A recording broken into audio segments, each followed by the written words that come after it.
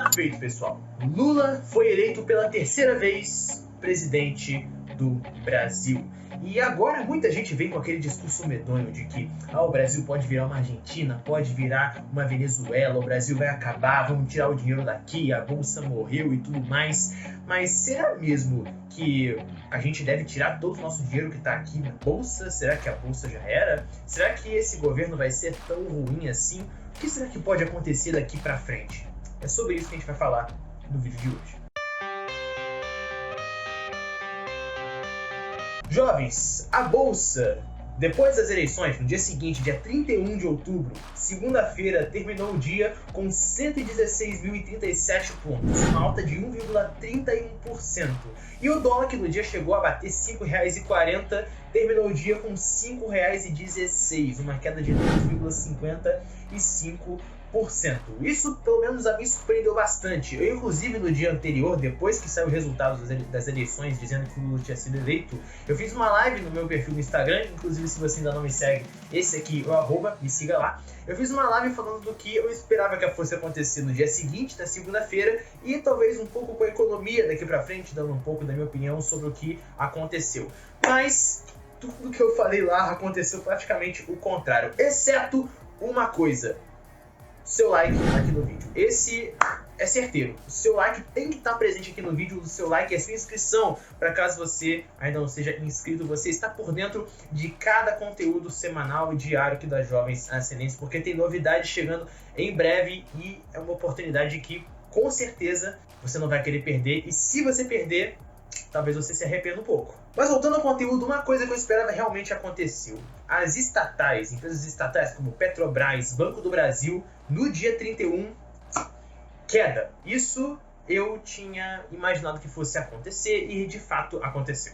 Afinal, empresas estatais, elas acabam tendo um risco maior embutido nelas, porque por mais que elas possam talvez apresentar bons indicadores, serem negociadas a bons múltiplos, elas podem ser totalmente, assim, na verdade sofre interferência de quem está lá em cima comandando o país. Então, qualquer hora pode rolar uma canetada que possa acabar afetando a empresa, fazendo ela se tornar menos lucrativa, menos eficiente, dar prejuízo, ser usada como meio de lavagem de dinheiro. Eu, por exemplo, não gosto de investir em empresas estatais. Na minha opinião, eu tenho um custo de oportunidade muito melhor, uma relação risco-retorno muito melhor, investindo em outros ativos, mesmo que talvez alguns múltiplos estejam um pouco mais esticados e tudo mais, mas eu prefiro correr esse risco do que ter o risco de ter o meu dinheiro nas mãos de uma empresa estatal, uma empresa do governo, e rolar uma canetada, uma coisa dessa a qualquer hora. Vale ressaltar que isso aqui é só a minha opinião, ok? Não é nenhuma recomendação de compra nem de venda, eu não estou recomendando você fazer nada,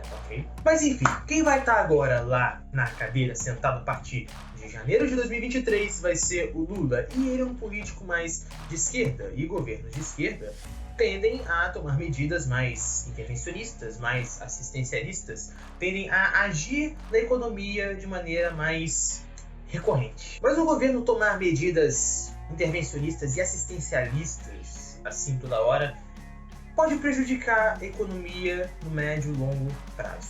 Uma das medidas que está lá no plano, por exemplo, é revogar o teto de gastos. O teto de gastos nada mais faz do que limitar os gastos do governo, só que a cada ano esses gastos são corrigidos pela inflação. Por exemplo, em 2022 o governo vai lá e gasta X. No ano de 2023, o governo pode gastar X mais a inflação do período anterior, do ano de 2022. Vai sempre sendo corrigido ano a ano para o governo ter um controle um pouco maior, um pouco melhor do seu endividamento, do seu gasto público, com tudo ali.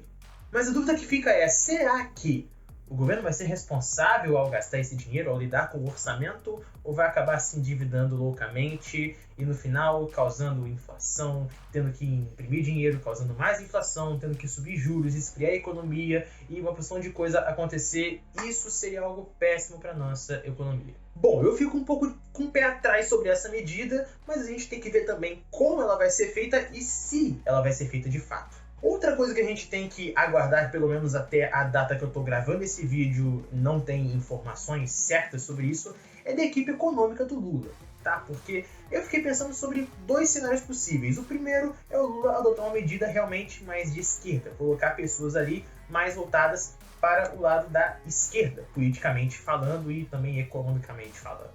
Ou então, ele, no outro cenário, colocar uma equipe mais liberal, tentando se aproximar do centro, ser um governo mais de talvez centro-esquerda, alguma coisa assim. A gente ainda não tem informações disso concretas, certas, mas é algo também que fica uma pulguinha atrás da orelha para a gente saber como de fato vai ser.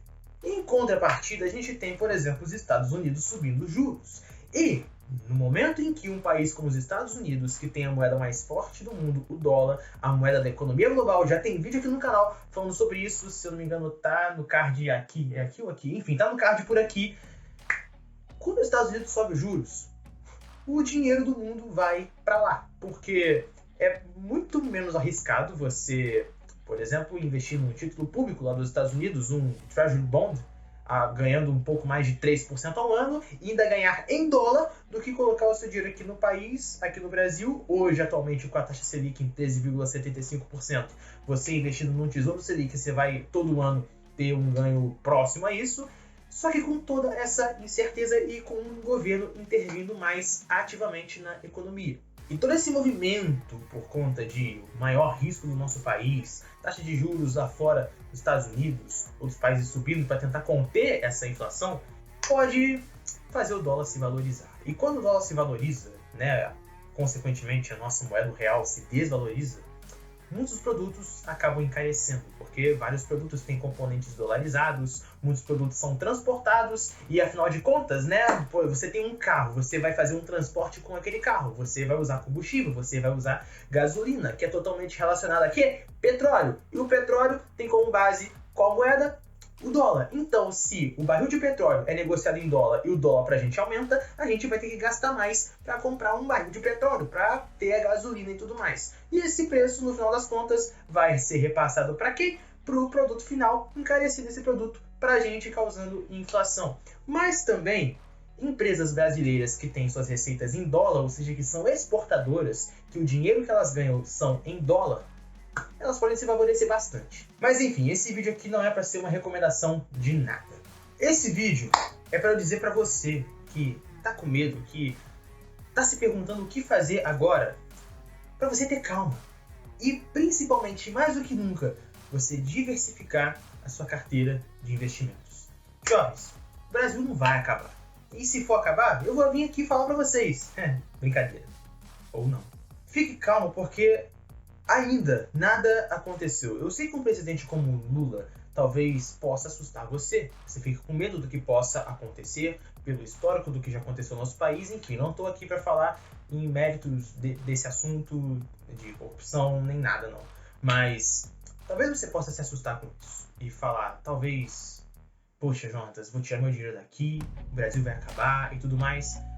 Fica calmo, cara. Fica calmo, porque nada aconteceu ainda. A gente não sabe ao certo como vai ser o governo do Lula, se vai ser um governo realmente mais de esquerda, um governo um pouco mais pro centro, se o Lula vai tomar uma postura mais rígida, mais dura, ou vai ser um pouco mais aberto. A gente não sabe como vai ser ainda. Então, primeira coisa que você deve fazer, ter calma. E segundo, tá com medo? Se acalma um pouquinho e começa a diversificar a sua carteira de investimentos, porque ter uma carteira de investimentos diversificada entre diferentes ativos vai garantir você a passar pelos mais diversos cenários econômicos, sejam aqui no Brasil, sejam mundialmente falando, e passar bem, passar por momentos como esse com tranquilidade, porque investir não é para trazer dor de cabeça pra gente, é para trazer segurança, tranquilidade, pra gente poder colocar nossa cabeça no travesseiro e dormir tranquilo. Agora, se a gente tá tendo dor de cabeça com o nosso dinheiro ali investido, a gente está investindo errado. A melhor maneira que você tem de se proteger de cenários como esse, desse medo da incerteza, porque a gente não sabe o que vai acontecer com a economia no dia de amanhã, daqui a 1 ano, 2 anos, 5 anos, 10 anos, a gente não sabe.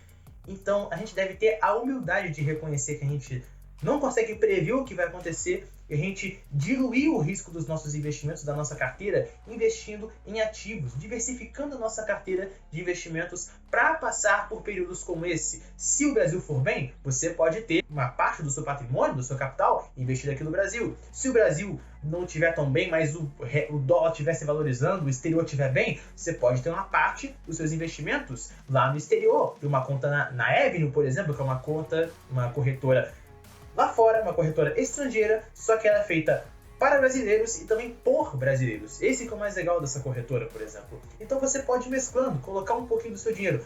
Primeiro, montar sua reserva de emergência, aí sim, para caso alguma coisa dê errado com você, na sua vida, você ter sua reserva. Aí depois, você pega um pouquinho do seu capital e coloca lá em ações, um pouquinho em fundos imobiliários, um pouquinho em renda fixa, um pouquinho em ETFs, criptomoedas, ativos no exterior, enfim. E você vai diversificando a sua carteira. E por falar em diversificação, finalmente, depois de um bom tempo eu prometendo aqui, eu falando com vocês, o próximo vídeo finalmente vai ser sobre como você pode diversificar a sua carteira de investimentos, como você pode montar uma carteira de investimentos diversificada que te permita passar pelos mais diversos cenários econômicos com segurança e sempre foco no longo prazo, ok? Então fique ligado, se você ainda não é inscrito no canal, se inscreva e ative o sininho das notificações para quando sair o vídeo na próxima segunda-feira, você está por dentro de tudo isso e não perder as oportunidades que estão aparecendo agora. Oportunidades, elas não são perdidas. Oportunidades, elas só passam para as mãos de outra pessoa. Eu queria muito que você fosse a pessoa que não deixasse essa oportunidade passar. Sem mais, eu sou o Jonathan Jardim, essa é Jovens Ascendentes e vá